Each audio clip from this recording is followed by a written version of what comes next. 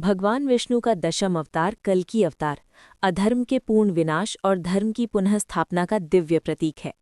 ये अवतार कलयुग के अंतिम चरण में प्रकट होगा, जब पृथ्वी पर सत्य, धर्म और सदाचार लगभग समाप्त हो चुके होंगे। उस समय जब अन्याय, पाप, हिंसा और छल अपने चरम पर होंगे, तब भगवान स्वयं अवतरित होकर संतुलन स्थापित करेंगे।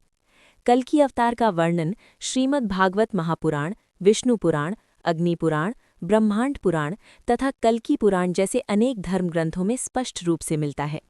शास्त्रों के अनुसार ये भगवान विष्णु का अंतिम और पूर्ण अवतार होगा, जिसके माध्यम से एक युग का अंत और नए युग का आरंभ होगा। श्रीमद् भागवत महापुराण के 12वें स्कंध में वर्णित है कि कलयुग के अंत में भगवान विष्णु कल्कि नाम से संबल नामक ग्राम में विष्णु यश नाम के श्रेष्ठ ब्राह्मण के घर जन्म लेंगे। ये उल्लेख दर्शाता है कि कल्कि अवतार कोई कल्पना नहीं, बल्कि भविष्य में घटित होने वाली शास्त्रोक्त घटना है।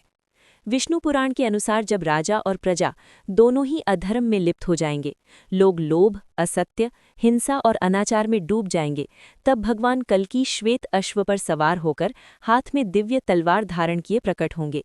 वे दुष्टों और पापियों का संहार कर पृथ्वी को उनके भार से मुक्त करेंगे। अग्नि पुराण में भी वर्णन मिलता है कि कल्कि भगवान दैवी शक्ति से युक्त होकर अधार्मिक शासकों का विनाश करेंगे और धर्म राज्य की स्थापना करेंगे। कल्कि पुराण में इस अवतार का और भी विस्तृत विवरण दिया गया है। उसमें कहा गया है कि कल्कि भगवान के आगमन के साथ ही कलयुग का अंत होगा और पुनः सतयुग अर्थात कृतयुग का आरंभ होगा। ये अवतार केवल दंड देने के लिए नहीं होगा, बल्कि सृष्टि के शुद्धिकरण और नए धर्मयुग की स्थापना के लिए होगा। जैसे पूर्व अवतारों में भगवान ने पृथ्वी और धर्म की रक्षा की, वैसे ही कल्कि अवतार में वे सृष्टि को नई दिशा और नया जीवन प्रदान करेंगे। शास्त्र ये सिद्ध करते हैं कि जब जब अधर्म अपनी सीमा पार करता है, तब तब ईश्वर स्वयं अवतरित होकर संतुलन स्थापित करते हैं। भगवद गीता में भगवान श्री कृष्ण ने कहा है, यदा यदा हि धर्मस्य ग्लानिर्भवति भारत।